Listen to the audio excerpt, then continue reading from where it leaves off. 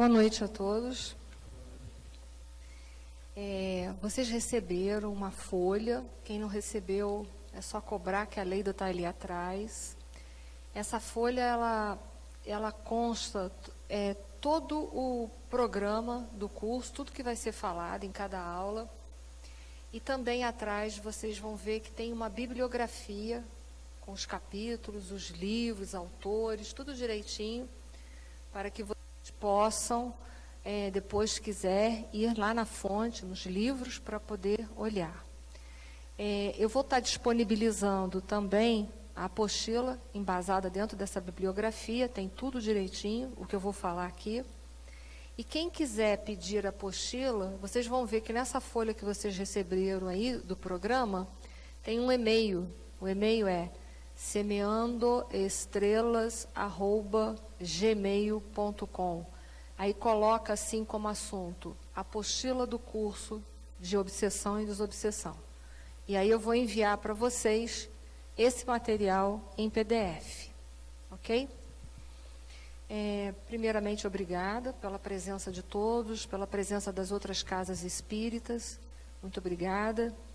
E como o Celso falou, a partir do momento em que eu for falando, eu gostaria que vocês, tendo uma dúvida, uma pergunta, faça logo, me interrompa, eu paro e vou responder, senão às vezes a pergunta se perde, às vezes fica esperando, aí a pergunta foge. Então vocês façam a pergunta e eu vou ter que repetir pelo microfone porque está sendo gravada, tá? Mas aí levanta, faz a pergunta que eu vou responder. Vamos lá.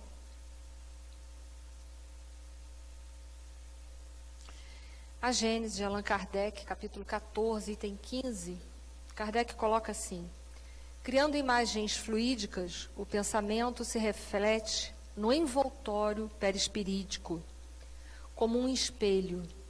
Toma nele corpo e aí, de certo modo, se fotografa.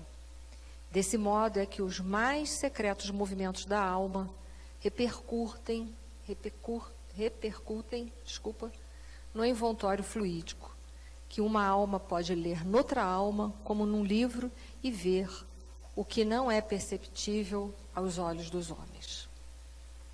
Então, tudo que nós pensamos, o pensamento tem essa força, ele se reflete no nosso corpo espiritual, tudo. E dessa forma que os nossos pensamentos, eles deixam de ser secretos. Nós achamos que é secretos. É secretos para nós que estamos aqui encarnados, mas para os espíritos, os desencarnados, a partir do momento em que eu penso, ele é capaz de ver o que eu estou pensando, porque o pensamento é matéria. E aí, como ele se reflete nesse envoltório, ele vai estar mostrando para os espíritos tudo aquilo que eu estou pensando. Então, os espíritos, eles nos conhecem muito bem, até melhor às vezes do que nós mesmos nos conhecemos em muitos momentos. Porque eles nos observam a todos os instantes. Então, isso a gente precisa parar para pensar. Pensamento é uma força muito grande. Influencia em mim e influencia ao redor. E nós vamos falar um pouco sobre isso. Se o pensamento é uma força tão importante a ponto de plasmar no meu envoltório fluídico, que é o meu perispírito, modificar ele, é importante então eu saber de onde que vem esse pensamento que tem tanta força assim. E é no livro de Emmanuel intitulado Pensamento e Vida, precisamente capítulo 1 e 2, o Emmanuel ele vai falar um pouco para a gente sobre esse pensamento. Mas para ele falar do pensamento, ele vai ter que falar da mente. Porque é na mente, na nossa mente, que são produzidos os nossos pensamentos. E uma coisa que eu gosto de alertar para vocês e também para quem está em casa nos ouvindo, é que para nós, mente e consciência, para nós espíritas, não está localizado no cérebro. Isso é importante, é uma coisa que eu sempre falo isso nas minhas aulas. Não é. O cientista, ele vai estar vendo a mente, a consciência, para a grande maioria dos teóricos, dos cientistas, ele vai estar voltando, vai estar procurando a mente e a consciência no nosso cérebro. Se você conversar com um neurofisiologista, ele vai estar procurando nas áreas do nosso cérebro aonde é que se produz a raiva, onde é que se produz o amor, onde é que está se produzindo os pensamentos. Só que nós, espíritas, sabemos que o corpo, ele é apenas efeito, a causa é o espírito imortal. Então, nós precisamos deixar isso bem claro. Para nós é diferente do cientista. Emmanuel, nesse livro, Pensamento e Vida, ele começa a falar para a gente que a mente, ela reflete a consciência. E aí a gente pensa, onde que está a consciência? Eu acabei de falar aqui agora. Onde que está a consciência? No espírito. Está no espírito. Então, a nossa mente, ela vai refletir a nossa consciência. E o que é mais importante ainda nós lembrarmos, é que é na consciência também que Deus deixou em germe as leis divinas. Está lá. Nós temos que fazer o quê? Ir vasculhando a nossa consciência para encontrar as leis divinas. Dentro de um processo denominado na doutrina espírita de autoconhecimento e de reforma íntima. Por isso esse movimento tem que ser para dentro, para nós encontrarmos o entendimento das leis divinas que estão lá, é uma semente que foi lançada dentro de nós, que está lá dentro de nós. Nós precisamos do autoconhecimento e da reforma íntima. Então, Emmanuel diz que a mente vai refletir a consciência e o perispírito reflete a mente. E aí ele vai começar a conversar um pouquinho mais para nós sobre os departamentos, que ele diz que a mente possui departamentos. E nós vamos ver que departamento é esse. Ele diz que na mente temos o departamento da vontade, do desejo, da inteligência, da imaginação, da memória. Mas nesse gráfico que vocês estão vendo ali, a vontade está acima, porque ele diz, o gabinete da vontade é o que administra tudo que está ali embaixo. Administra o desejo, administra a inteligência, a imaginação, a memória. No entendimento que administrar não é subjugar. Administrar é fazer um trabalho de parceria, não é subjugação. É isso que nós temos que ter, esse entendimento.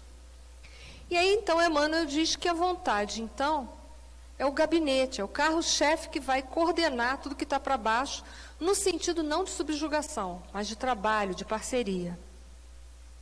E aí que começa a nossa reflexão.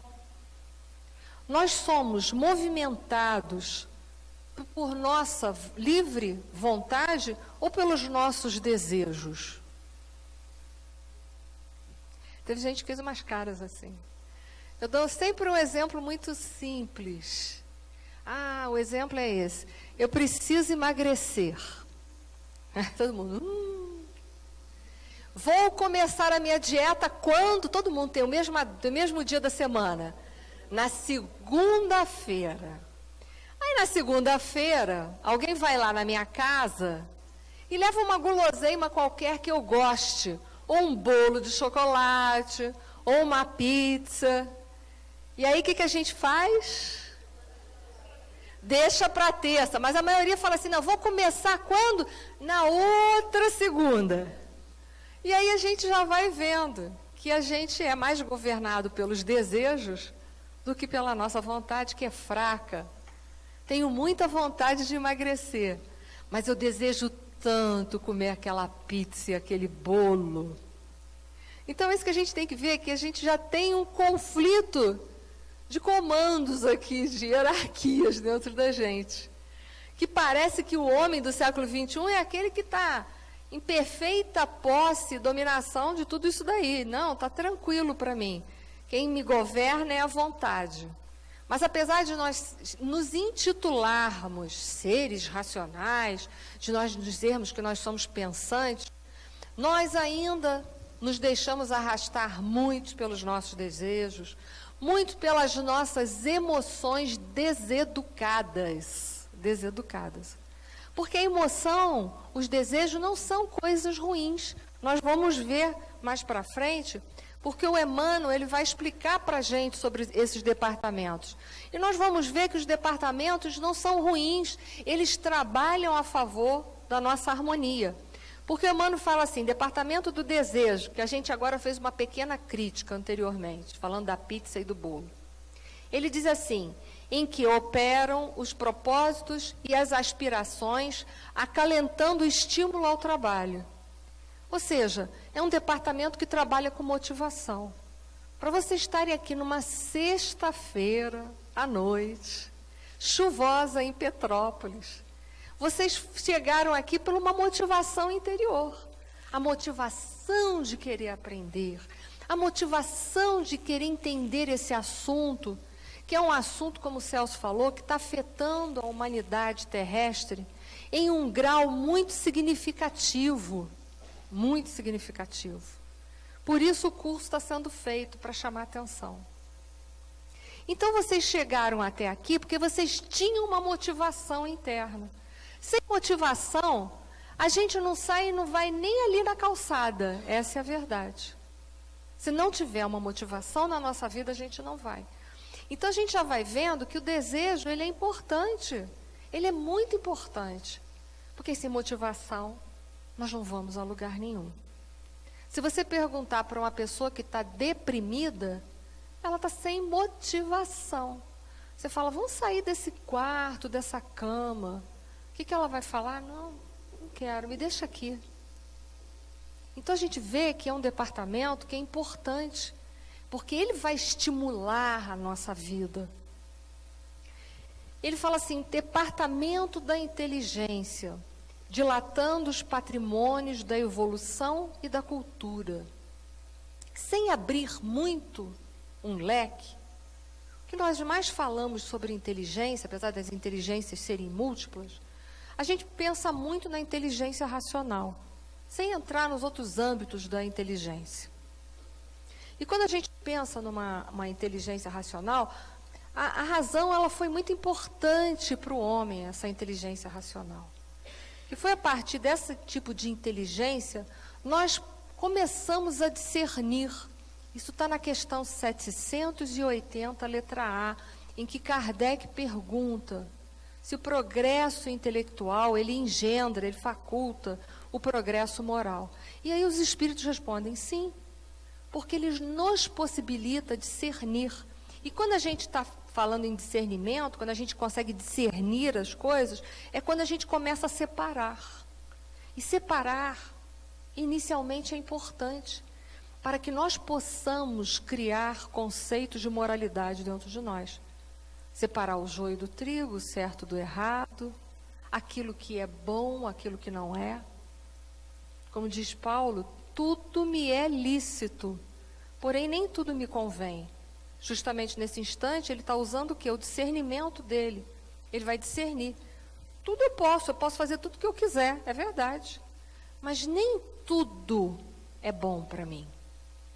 Então a gente vai ver que a inteligência, ela é muito boa.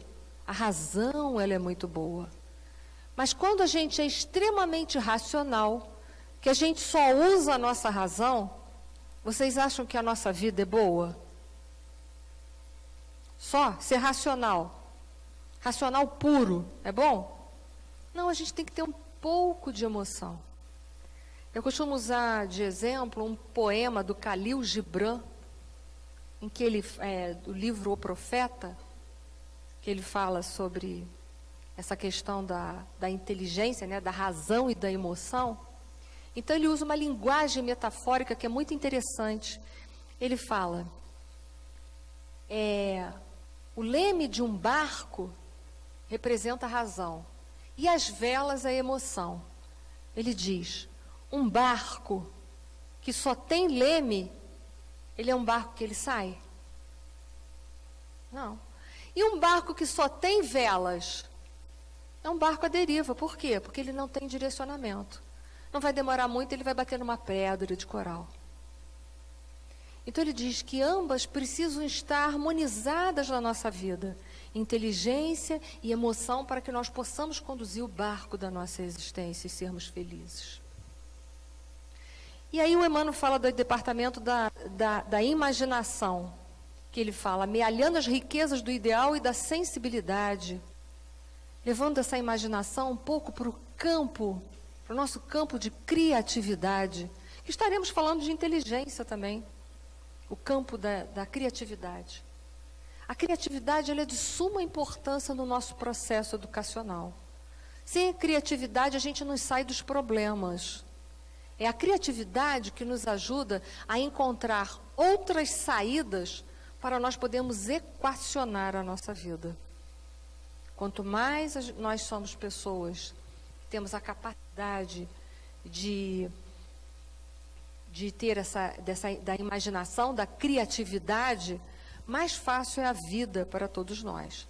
Mas uma pessoa que fica só no campo da criatividade, é bom? Não, porque ela acaba entrando no campo só do sonho, a criatividade vira um sonho que não se concretiza. Então a gente vê que os outros departamentos ajudam a criatividade ou a imaginação a se tornar palpável e ser útil e produtiva para a nossa vida. E ele diz depois, departamento da memória, arquivando as súmulas das experiências e outros ainda, que definem os investimentos da alma. E que bom que a gente tem memória, porque quanto mais memória, mais recurso. E quando a gente está falando de memória, a gente não está falando só da memória intelectual. Eu lembrei do não sei o quê, estou poder fazer a minha prova de química porque eu me lembrei a fórmula. Não, nós estamos falando também da memória que envolve a parte emocional.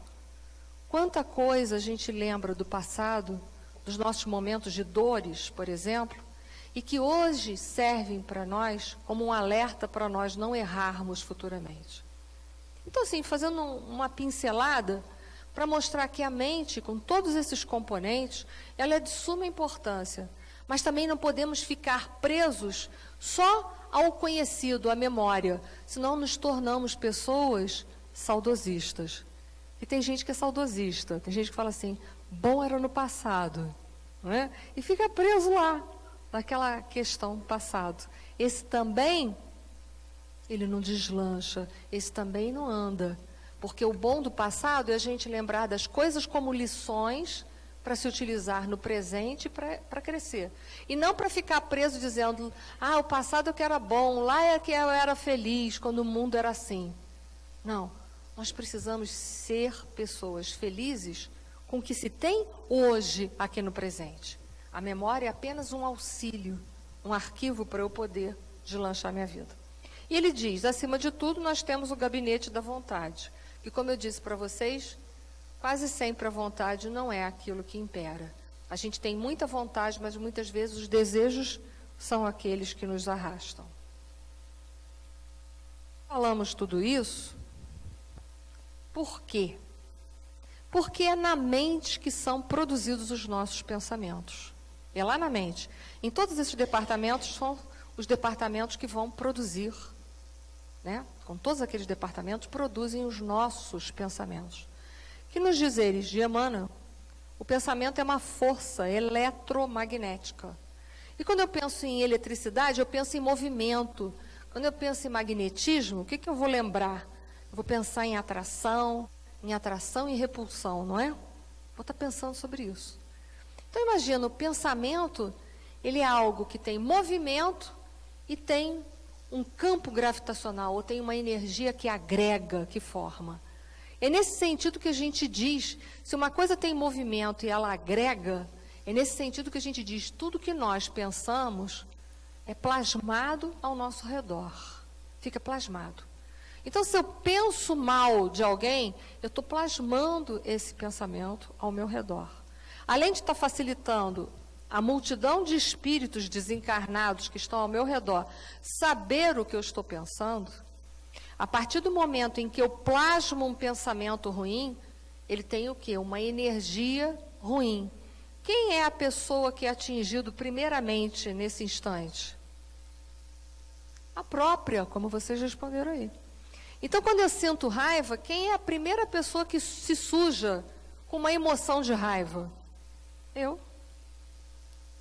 Quando eu sinto tristeza, qual é a primeira pessoa que fica sensibilizada dessa tristeza? Eu. É nesses dizeres que nós sempre reforçamos a questão de que nós somos herdeiros de nós mesmos. Então, vamos lá. Mas todo pensamento, que a gente falou que ele tem uma característica de força, de eletricidade, de movimentação,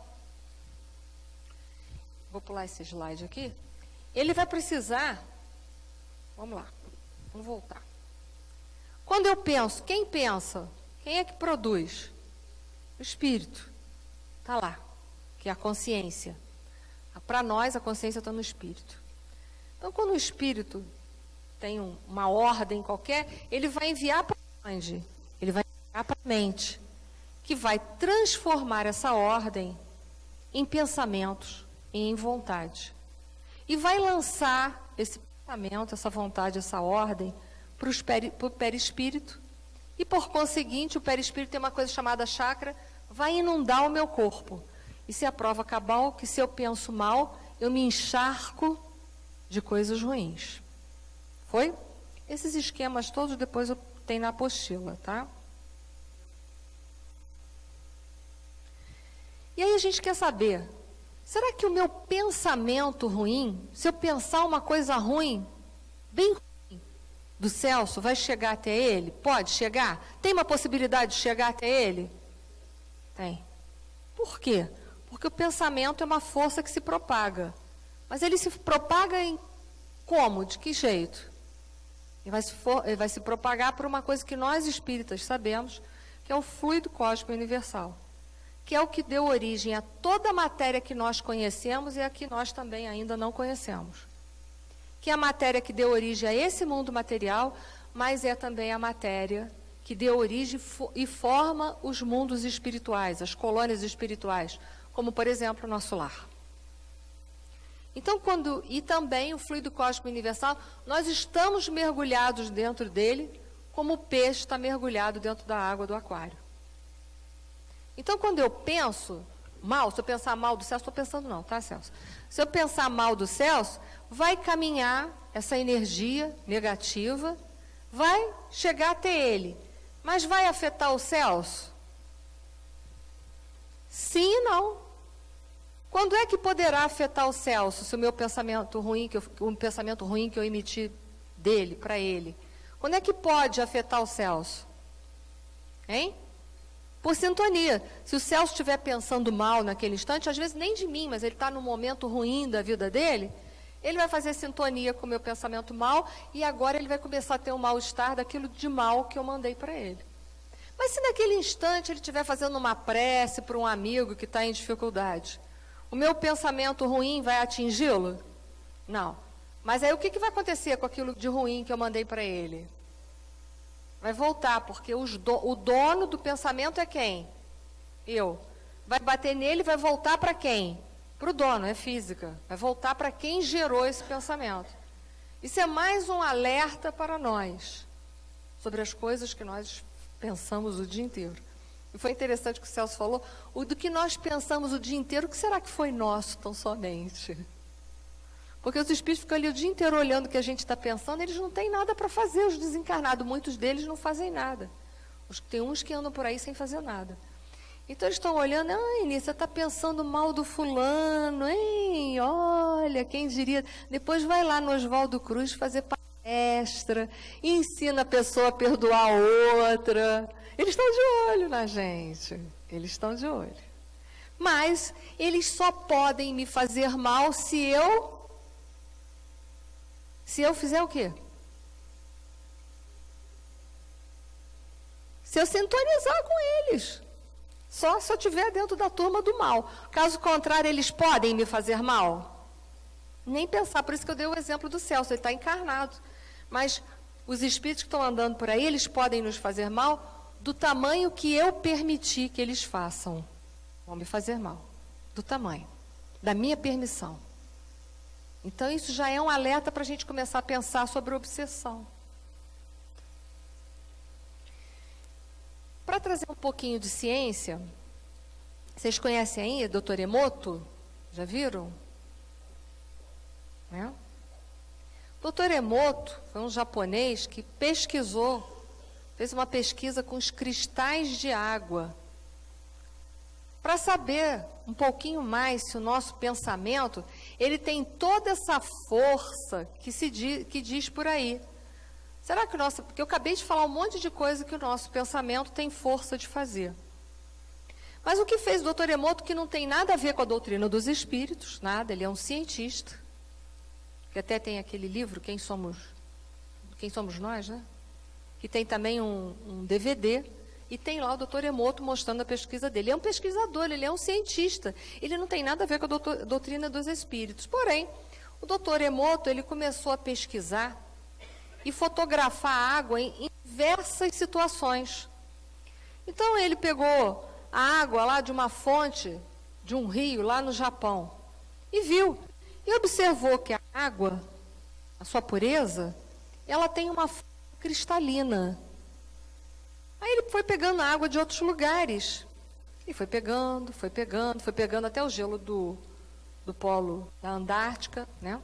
E foi verificando, e viu que a água, na sua composição natural, uma água límpida, ela tem formas de cristais. Mas ele começou a pegar a água e colocar em situações diversas, para saber da força do nosso pensamento. O pensamento tem força ou não tem na realidade? E aí, ele pegou uma água de um rio bem sujo, de uma represa, que é aquele primeiro desenho ali, e viu que a forma da água não era em cristal. E, novamente, ele pegou de uma represa onde a água, então, sofria um processo de oração, botou no mesmo lugar, tá? A água tirou lá da represa que não tinha nada. Pegou aquela água que estava lá, meio parada, meia turva, e viu que ela não tinha forma em cristal. Pegou a água e fez com que ela sofresse um processo de oração. Fizeram oração ali, ao redor, direcionado para a água.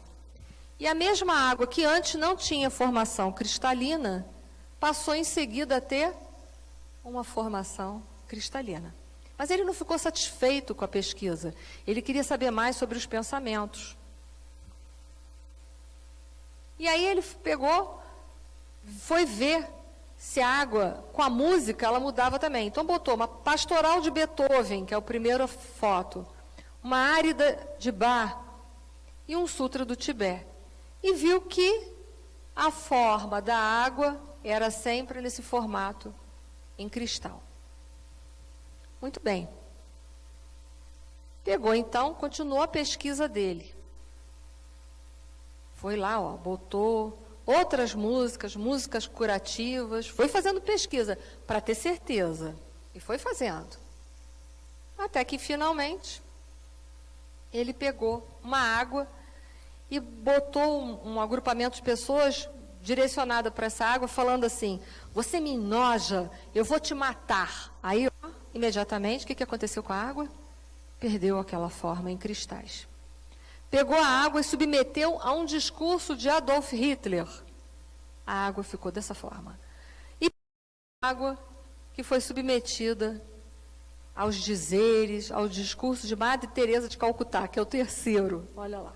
Vou passar o cursor do mouse. Deixa eu ver se eu consigo passar. Aqui, ó. O que voltou essa água? A ter uma forma cristalina. Aí ele continuou. Vamos lá. Então ele pegou água, foi lá nos polos, pegou água, fotografou a água em diversas situações, sofrendo oração, música boa, música ruim. E ele chegou à conclusão: realmente, o pensamento é uma força capaz de mudar as coisas. Isso, Dr. Emoto. Agora, né, nos finais aí do nosso século passado, do século XX. Mas Kardec, já vanguardista desde o século XIX, Ele fala que o pensamento é uma força, que o pensamento influencia, que o pensamento tem forma, tem vibração, tem cheiro, tem cor, tudo isso. Então, nosso pensamento é uma grande força. Mas por que a gente está falando que o pensamento é uma grande força? Por quê? Porque a base da obsessão é a mente. As bases da obsessão é a mente. É um processo puramente mental. Um processo mental, uma ligação que é feita entre mente a mente, que poderá ser a forma que mais nós conhecemos, de um desencarnado para um encarnado, por exemplo. Por isso que muitas pessoas, às vezes, chegam na casa espírita e falam, será que eu estou acompanhado de algum obsessor? E vem para cá para a gente receber, para a gente tentar resolver. Isso é uma outra coisa que nós precisamos fazer o entendimento. É um processo mental ligado por sintonias, a obsessão? É. Se eu for na casa espírita e for atendida por um irmão, ele pode me livrar da obsessão?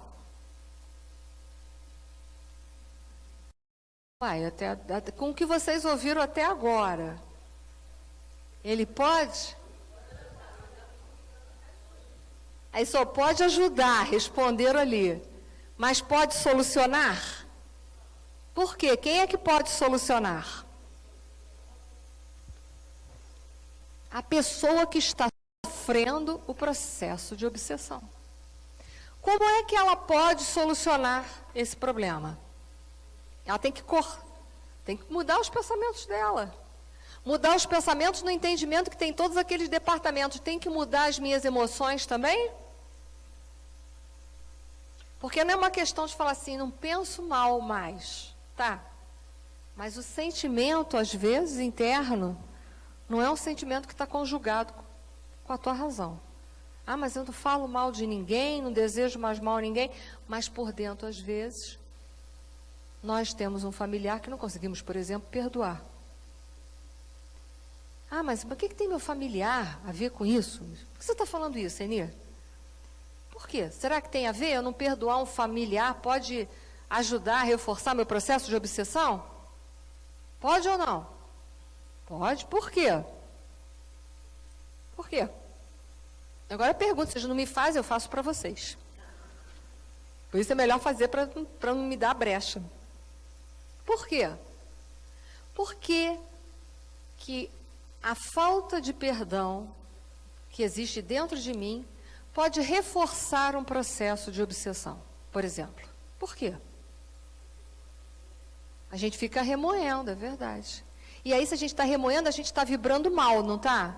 Toda hora está aquela coisa de mágoa, de ressentimentos. Então, se eu vivo mal, por exemplo, eu tenho um companheiro ou uma companheira difícil, e eu estou ressentida ou magoada com esse companheiro, eu posso estar reforçando o meu processo de obsessão? E aí, o que eu tenho que fazer, então, para eu começar a trabalhar esse processo? Como? Vocês não estão me perguntando, eu faço a pergunta para vocês. O que eu tenho que fazer? Eu tenho que ficar no campo da câmera. Tem que fazer o quê? Mudar a forma de lidar com o companheiro.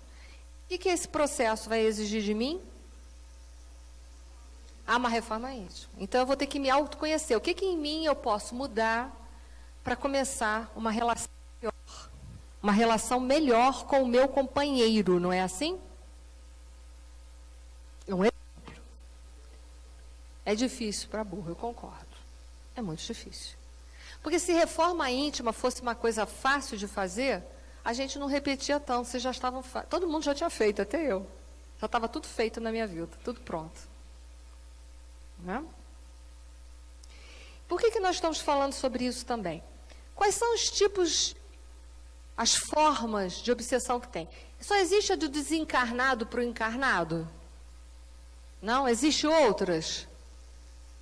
Vou me adiantar um pouco na aula, porque é bom a gente ir puxando. Existem outras formas de obsessão? Tem obsessão de gente encarnada com gente encarnada? Tem. E aí o que vai acontecer? Se levar meu nome para desobsessão, vai se manifestar lá? Vai ou não? Só se a gente for lá, né? Sair do corpo, né? Né? Não, eu vou chegar lá, mas primeiro agora eu tenho que botar vocês para funcionar. Peraí, eu vou chegar lá, prometo, estou chegando, é a próxima etapa. Vou falar para vocês. E aí, vai ter manifestação na mesa mediúnica? Não, porque os dois estão encarnados. Aí sai da casa de Oswaldo Cruz, mas aquela casa é tão fraquinha, né, Celso? Não resolve o meu problema. Né? Por que que não resolve o problema? Porque são duas pessoas que estão reencarnadas. Aí você vai falar assim, mas isso aí não ocorre muito na casa espírita? Aos plantonistas aqui, os que fazem atendimento fraterno. Essa é uma porcentagem pequena ou alta que vocês recebem? Imensa, me falaram? Né? Pode. Pode. Aproveitando dessa brecha. Pode.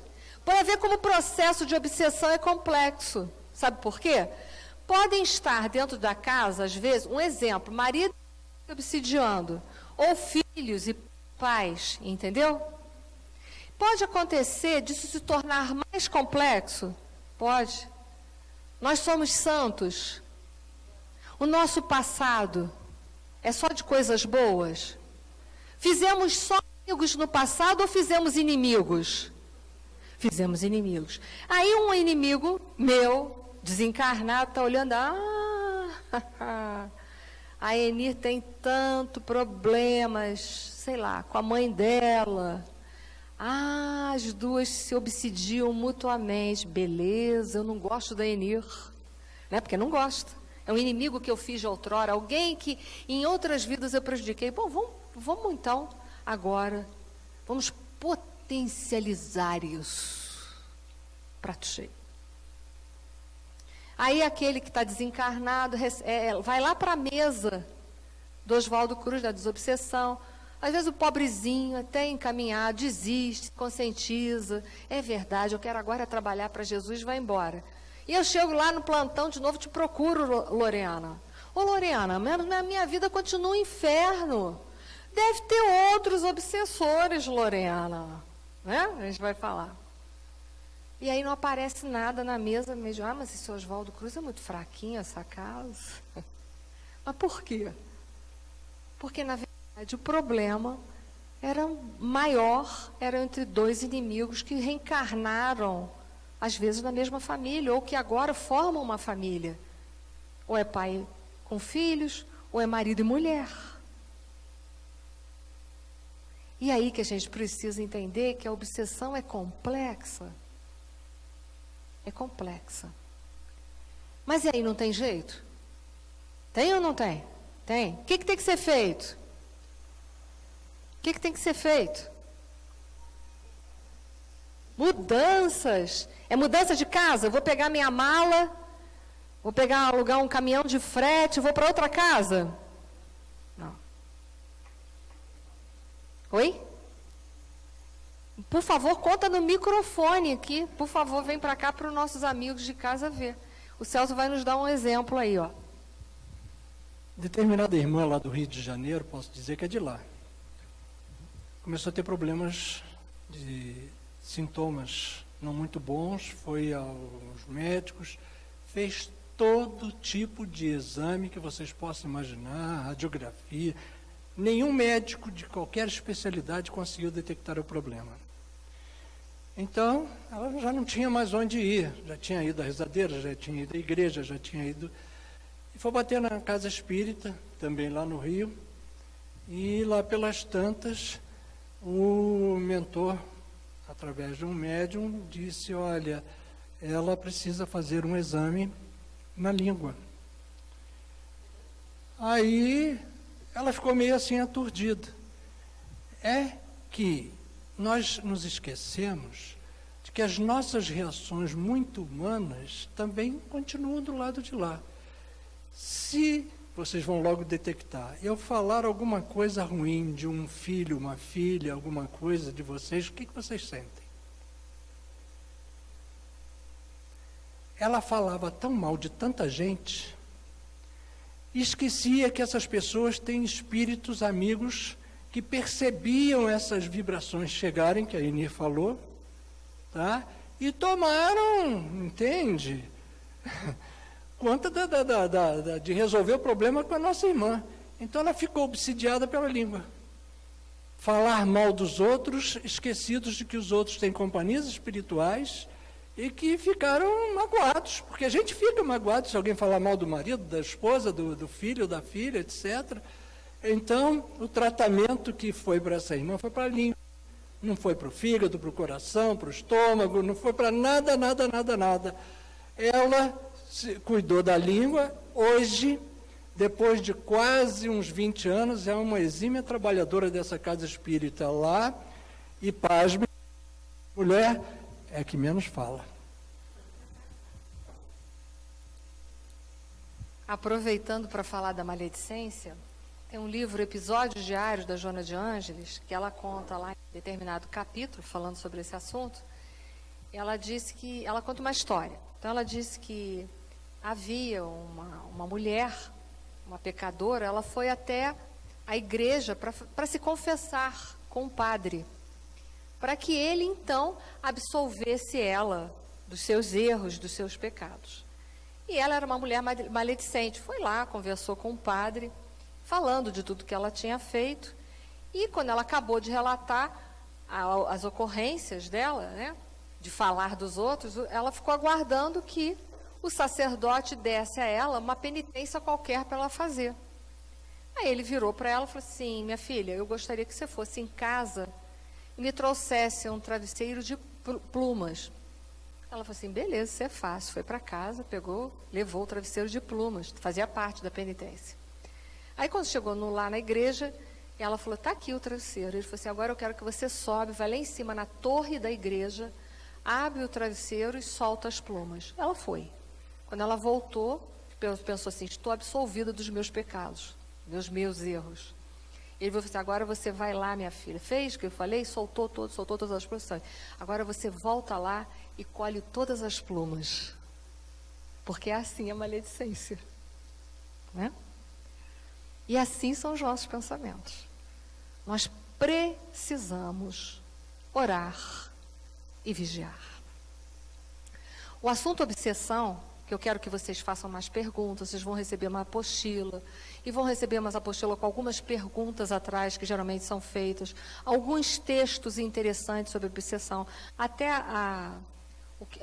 quando o Celso fez a abertura, que citou, que disse que Pedro sofria de obsessões periódicas, esse texto que o Celso falou, inclusive se encontra nessa apostila na íntegra, falando de outros personagens da época de Nosso Senhor Jesus Cristo. Encontra-se na íntegra aí nessa apostila. Nós precisamos entender que, como eu falei para vocês, uma obsessão de encarnado para encarnado, é possível que duas pessoas se obsidiem? Nós já vimos que sim. Nós não vamos falar mais isso de aulas para frente. Mas é possível que eu me obsidie? É possível. É possível que eu me obsidie. E aí, como é que vai ser se botar meu nome lá na mesa de obsessão do Oswaldo Cruz de novo? O que vai acontecer? Pode acontecer nada. Pode acontecer nada. A menos que eu me manifeste, me confesse. Caso contrário, nada. Que são muitas vezes aquelas pessoas que padecem de patologias que os médicos nunca acham nada. Vai no médico: mas eu estou com isso, doutor. Não, faz todos os exames, você não tem nada. Faz o outro, não tem nada. Hoje é uma dor aqui, hoje é uma doença aqui, uma doença colar. Então, isso é uma outra coisa que nós temos que entender dentro do processo da obsessão. E que é muito comum hoje, no século XXI, muito comum. E aí a gente fica culpando os pobres desencarnados dos nossos malefícios. Mas que não são eles os culpados de nada. Somos nós mesmos que o tempo todo alimentamos pensamentos ruins, E acabamos por nos tornarmos pessoas enfermas, mas com enfermidades fantasmas, que são aquelas que a gente anda em tudo quanto é consultório, fazendo todos os tipos de exames, e nós não temos nada. Isso é uma outra alerta. Mas a gente vai ter uma aula só disso, mas eu já estou lançando as sementes. Espera aí, ele lá atrás primeiro, vamos lá. Eu ainda estou devendo. Sim. 70% é água, exatamente, que eu nem falei, isso estava ali também. Mais de 70% é água. Então, tu imagina eu pensando mal o dia inteiro. Aí é uma dor de estômago, é uma dor de cabeça, que é lacinante, é uma dor não sei aonde, é uma dor aqui, uma dor ali, dor lá. E eu vou em tudo quanto é médico, não tem nada. Por quê? Você realmente não tem nada ainda físico. Porque o seu problema são as suas emoções deseducadas que precisam ser tratadas. Não muito legais.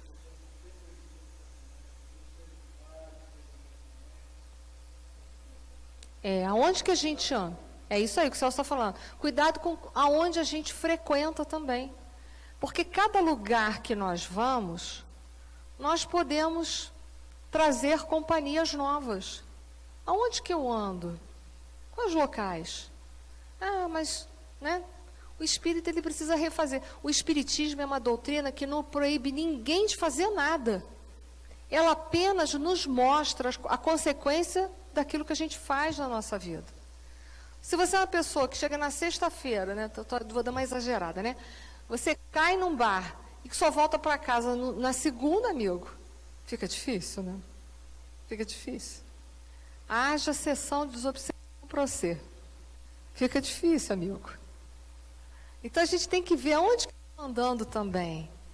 Porque aonde a gente está elegendo, os locais que a gente está elegendo, a gente também está agregando a companhias, a gente tem que observar. Me fizeram uma pergunta assim, como é que pode, me fizeram aqui agora, uns minutos antes, como é que é o processo da obsessão? Pode o encarnado, o que está aqui, obsidiar o que está lá desencarnado? Pode? Pode. Vamos dar um exemplo. Vamos dar um exemplo. Vou puxar um pouquinho a orelha das mães. Eu sei que mãe nunca vai se conformar plenamente de perder os filhos. Porque a ordem natural, a gente acha que a ordem natural é essa, mas o que é a ordem natural, né? Pensando em Deus, o que é a ordem natural? A gente acha que a ordem natural são os filhos irem depois dos pais. Mas quantos filhos vão antes dos pais? Muitos. Aí a mãe fica indócil. Mas meu filho não podia ter ido. E não se conforma nunca. Eu me recordo uma vez, num ambulatório que eu fazia estágio, uma mãe foi para ser atendida, tinha 20 anos que essa mãe sofria com a perda do filho e nunca desmontou o quarto. O quarto do filho ficou tal e qual o último dia que ele teve aqui na Terra. Então, ele deixou uma calça em cima da cama, a calça em cima da cama ainda existe lá, igualzinho a última vez que ele entrou, esteve naquele quarto. Nós precisamos entender que as coisas não são nossas, nós não somos proprietários. Isso está lá no capítulo 16 do Evangelho. Nós só somos proprietários daquilo que nós podemos levar daqui para outro mundo. O que eu posso levar daqui para o mundo espiritual? Eu posso levar a minha roupa? Não. Eu posso levar esse corpo? Não, o corpo a gente já sabe que deixou. Eu vou levar meu carro, minha casa? Não. Eu também não posso levar nenhum dos meus afetos. Só o amor que eu tenho por eles, isso eu posso levar. Os conhecimentos eu posso levar. E a minha consciência, que pode estar limpa ou suja. Então, nada é nosso. Nossos filhos são nossos? Até onde a gente sabe, o Criador é Deus. Nossos filhos são empréstimos de Deus para nós desenvolvermos o sentimento de paternidade e maternidade. O sentimento de amor. Mas eles não são nossos. São nossos? Não. Só é nosso que nós podemos levar. Posso levar meus filhos? Não. Posso levar meu marido? Minha esposa? Não. Então, às vezes, a mãe ou um pai, sem querer, não é por desejo mal, não é por desejar mal, mas sem querer, prejudicam aqueles que estão lá já na dimensão espiritual, porque ficam agarrados àquela lembrança, não conseguem se desfazer. Mas existem outras formas de nós obsidiarmos quem foi. Ódios, vinganças. Mas a gente não suporta uma pessoa, e a pessoa morre, e a gente fica pensando mal. E a gente fica pensando mal daquela pessoa o tempo todo. Vocês acham que isso interfere? Heranças, problemas de herança. Mas meu pai, minha mãe não me deixaram aquilo que eu achava que eu merecia. E aí fica culpando eles, pensando mal deles. E aí a gente está prejudicando a quem foi? Isso é obsessão. Tudo isso ocorre por pensamentos, por sentimentos deseducados da nossa parte. Deseducados. Por isso que eu disse, o que nos comanda? É mais os nossos desejos, as nossas emoções ou a nossa vontade que é determinante? Quantas emoções dentro de nós estão em desalinhos agora, nesse instante? Será que hoje nós conseguimos passar o dia inteiro sem ter tido um minúsculo momento de irritação, por exemplo? Será que nós conseguimos passar hoje o dia inteiro sem nenhum minutinho de reclamar de nada? Porque reclamação é a filha dileta da ingratidão, não sei se vocês sabem. A reclamação é a filha dileta da ingratidão. Porque se nós formos sentar para fazer um balanço da nossa vida, nós temos muito mais para agradecer a Deus do que para pedir a Deus qualquer coisa. Mas basta dar uma coisa errada, a gente já começa com os pensamentos de ingratidão, que é a reclamação. Reclama, reclama, né? Basta uma coisa dar errada. Então é isso que a gente tem que pensar, que a gente tem que policiar a nossa casa mental. Como anda a minha casa mental? Quais são os meus pensamentos de base? Tenho medo? Sou uma pessoa muito irritável? Sou uma pessoa muito medrosa? Sou uma pessoa muito preocupada? A preocupação em excesso é filha dileta da falta de fé. Que, como diz Jesus, as aves do céu não plantam, nem semeiam, nem ceifam, mas o Pai não as abandona. Imagina nós. Nós temos ainda a capacidade da inteligência e da imaginação para dar a volta por cima, para conseguir resolver os nossos problemas e sair das situações. Se você for pensar, um cachorro sempre vai procurar comida na lixeira ou na casa de alguém fazendo aquela cara de fome. Mas nós temos a capacidade de pensar, de trabalhar, de obrar para conseguir sair de um processo. Então, se Deus cuida desses, muito mais subsídios Ele nos dá para nós sair das nossas mazelas existenciais.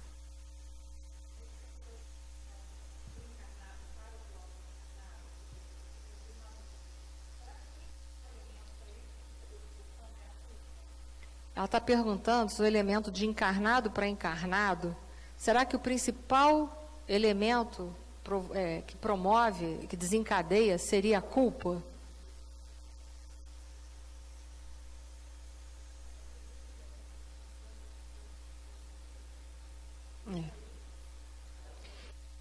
Não só culpa, pode ser culpa de um lado e vontade de dominação do outro. Vamos pensar um casal em que eles brigam o dia inteiro. Em geral, sempre tem mais uma personalidade mais submissa. Pode ter, não quer dizer que seja em geral. Pode ter uma personalidade mais submissa e outra mais dominadora, por exemplo, não pode? Sim ou não? Pode acontecer, não é que é regra. Veja, estou dando um exemplo, mas não é regra. Pode acontecer de uma personalidade ser submissa e a outra ser dominadora, que é o caso daquela pessoa muito ciumenta. Às vezes o marido e a mulher não pode chegar na beira, olhar numa janela. Isso é obsessão. O marido que proíbe a mulher. O que você está fazendo aí na janela? Já foi para a janela? O que você está vendo? Né? Tem relações doentias nesse nível. Nós sabemos sobre isso. Tem relações de dominação e subjugação. Tem relações. Pode? Pode. As principais janelas de obsessão são culpas. São culpas. São as principais janelas. É verdade. Se a gente for olhar lá no fundo, tem alguma coisa. Para aquele que está sendo passivo da obsessão. Você vê, nós aqui que estamos reencarnados, um exemplo. Se eu estou sofrendo uma obsessão de desencarnado, só um minutinho, para a gente fazer um retrocesso que é mais fácil de entendimento. Por que ele me obsidia? Porque eu tenho uma culpa que é inconsciente em mim, de que um dia eu fiz mal a ele. Eu não lembro que mal é esse, mas está na cara. Né? De um marido e de uma mulher que tem uma relação de dominação e subjugação. Uma pessoa é passiva e a outra é ativa.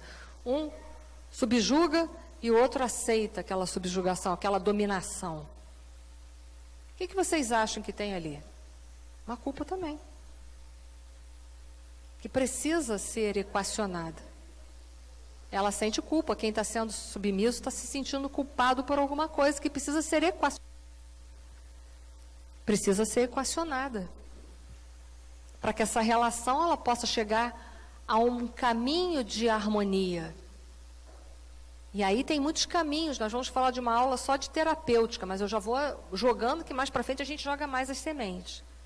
Muitas vezes são casais que precisam fazer terapias, mas precisam concomitante da religião também. Para quê?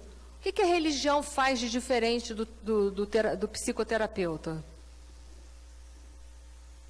É uma pergunta. Aí vocês ficam me olhando, eu vou dar a resposta.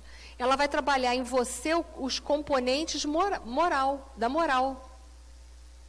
A moral é da responsabilidade das religiões desenvolverem, promover esse desenvolvimento.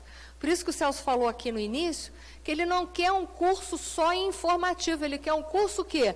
Formativo. O que é formar? É desenvolver caracteres morais dentro de nós. Colocar isso na vida prática. Porque o que adianta vocês entenderem sobre todas as teorias de obsessão e desobsessão, se elas são só teorias? Elas não vão servir para nada. Não vão servir para nada para vocês. Vocês vão levar isso como uma teoria para casa. Então, a religião ela vai te dar subsídios para você trabalhar a parte moral, moralizadora. Lembra da história que eu acabei de contar da mulher maledicente? O que o sacerdote fez? Ele mostrou para ela o efeito dominó que era a maledicência, que eram aquelas plumas ao vento. O que é para nós? Lei de causa e efeito. O que eu faço por pensamento, palavra e obra, não fica impune. Está sendo coordenado, está sendo regido pela lei de causa e efeito. Porque é a lei que rege os nossos comportamentos, é a lei de causa e efeito, que regula os nossos comportamentos. Então, tudo que eu penso, que eu falo, que eu estou agindo, está sendo regulado por uma lei chamada de causa e efeito. Então, está mostrando, quando você fala mal de uma pessoa, você de repente falou só com uma. Por ali, quando falo mal de uma pessoa, conto só para o Celso. Se parar no Celso, que bom. Já pensou se ele conta para outra pessoa? Aí a outra pessoa conta para outra pessoa. Daqui a pouco, quantas pessoas estão falando daquela outra? Isso tudo é da nossa responsabilidade? É. Você está denegrindo. Vamos levar isso para o religioso. Moisés, nos 10 mandamentos, falou o quê? Não matarás. Isso é matar? É. Matar a reputação. Não matou fisicamente, mas matei a reputação de alguém. Dá a impressão de que o não matarás de Moisés está caduco, né? Que tem mais de 3.000 anos. É um negócio que já está vencido. Mas não está. Eu hoje posso não matar as pessoas fisicamente, mas eu estou matando moralmente uma pessoa. Isso é muito grave, falar mal de uma pessoa. Então, a religião ela vai te dar suporte para você ter esse pensamento dilatar os valores morais na sua vida, para que você passe a tratar o teu companheiro com mais respeito, ou a tua companheira com mais respeito, para que você busque se harmonizar dentro dessa relação. Por quê? Porque você não fica impune dentro dessa relação. Não importa se eu fiz mal no passado. Então agora eu tenho que ficar sofrendo isso? Não. Se fez mal é para usar da lei do perdão, que é a lei de amor. É a lei de amor. Você tem que agir, colocar a lei de amor na tua vida. Como é que eu vou fazer isso? Como é que eu vou começar agora a pautar o meu comportamento pela lei de amor? Como? Como eu vou fazer? Eu perguntei assim para vocês, onde é que está escrito as leis divinas? Na consciência. Qual é o caminho que eu tenho que tomar para começar? Volta tudo de novo. Autoconhecimento e reforma íntima. Eu vou ter que fazer uma introspecção. Quem sou eu? Como é que é o meu comportamento? E a partir do momento que eu começo a fazer essa coragem de me perguntar quem eu sou, o que eu estou sentindo e por que eu estou sentindo, a resposta vai vir. E aí eu vou começar a descobrir as leis divinas dentro de mim. É um processo longo. Tem que pensar, o que eu devo fazer agora para me harmonizar com o meu companheiro? Aceitar tudo que ele fala? Não. 2 grandes equívocos. Não ouvir nada que o outro fala, não aceitar nada e aceitar tudo. É o caminho do meio. Vamos passar aqui, vamos ponderar, vamos refletir a nossa relação. Hoje o pessoal fala muito em DR, né? Discutir a relação. Vamos sentar, vamos fazer um balanço dessa nossa relação. A gente está se ofendendo demais. Espera aí. Então vamos usar o Evangelho? Vamos. O Evangelho diz lá, o dever, capítulo 17 do Evangelho segundo o Espiritismo, intitulado Sede Perfeito. O dever, tem um item lá que fala assim, o dever principia do ponto em que ameaçais a felicidade alheia. Começa falando assim, estou ameaçando a tua felicidade, estou te ofendendo, estou ameaçando. E lá ele vai dizendo, o dever é composto de direitos e obrigações. Opa, peraí, direitos e obrigações Numa discussão que eu tenho com um companheiro, o que eu lembro? Só dos meus direitos ou das minhas obrigações também? Só dos meus direitos, né? Que aí eu abro aquele pergaminho assim, de não sei quantos quilômetros de anos-luz que tem aquele pergaminho, que tudo representa os meus direitos. Aí eu boto todos os meus direitos. Mas eu me esqueço de uma coisa, direitos e obrigações estão juntos, são inseparáveis uns dos outros. Deus fundiu um no outro. Peraí, se eu tenho todos esses direitos, peraí, eu devo ter obrigações também, não tenho? Então está na hora da gente sentar. Aí o Evangelho, a importância da religião. Mas, em concomitante, o psicólogo está me mostrando quem eu sou, quais são os mecanismos de fuga que eu estou usando. Ele vai estar me mostrando o que eu estou fazendo para me sabotar, que eu não estou querendo ver a verdade, o que eu preciso mudar dentro de mim. E eu estou aproveitando a religião e estou argamassando ela em princípios morais. Essa relação tem que ter respeito. Mas ele não me respeita. Bom, se ele não te respeita, o problema é de quem? É dele. Isso é uma coisa que a gente tem que se conscientizar muito nas relações humanas. Porque a gente fica assim, eu só vou fazer se o outro fizer. Então, peraí, você tem livre-arbítrio ou é mandado pelos outros? Ó, de novo a religião, falando de livre-arbítrio. Se eu tenho livre-arbítrio, eu vou me educar. Mas se o outro não for educado, o problema é do outro. Comece você a construir o mundo que você tanto cobra dos outros. Aí a doutrina dos espíritos te mostra uma responsabilidade. Então quer dizer que eu tenho que construir o amor, o perdão, a compreensão dentro de mim, mesmo que o outro não seja nada disso? Exatamente. Aí eu vou concordar com o senhor, hein, senhor Ari? Não é fácil, não. Né? Porque a gente fazer o bem a quem nos faz bem, é muito agradável. Trocar gentilezas é uma maravilha. O problema é ser gentil, educado e amoroso com quem não está sendo nada gentil, educado e amoroso contigo. Isso é que é problema da humanidade. Mas, Eniro, o que isso tem a ver com a obsessão? Tem muito. Porque a partir do momento em que eu começo a me moralizar, não importa que tipo de obsessão seja essa, de encarnado para encarnado, de desencarnado para encarnado, mas se eu começar a me moralizar, eu vou cortar o quê? A sintonia do meu pensamento vai ser outra. E aí não vai ter como ele entrar na minha vida e fazer o que quer. Por quê? Porque agora eu estou antenada em quem eu sou e eu quero me modificar. Eu não quero mais ser aquela pessoa que eu era antes. Sim, vai fazer. Faz muitas. Faz.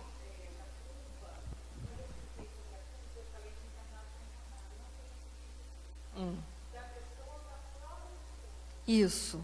Tem que trabalhar a culpa.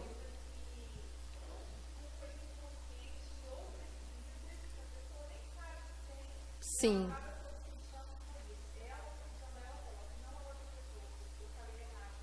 Também. Então, nós podemos colocar, ela está falando assim, da culpa que a pessoa traz, que ela pode ela mesma se obsidiar. É um fato. Aí a importância do terapeuta. Um bom terapeuta, um bom psicólogo. Por quê? Porque ele vai trabalhar com a culpa que ele vai ver em você. Ele não precisa saber de outras vidas suas.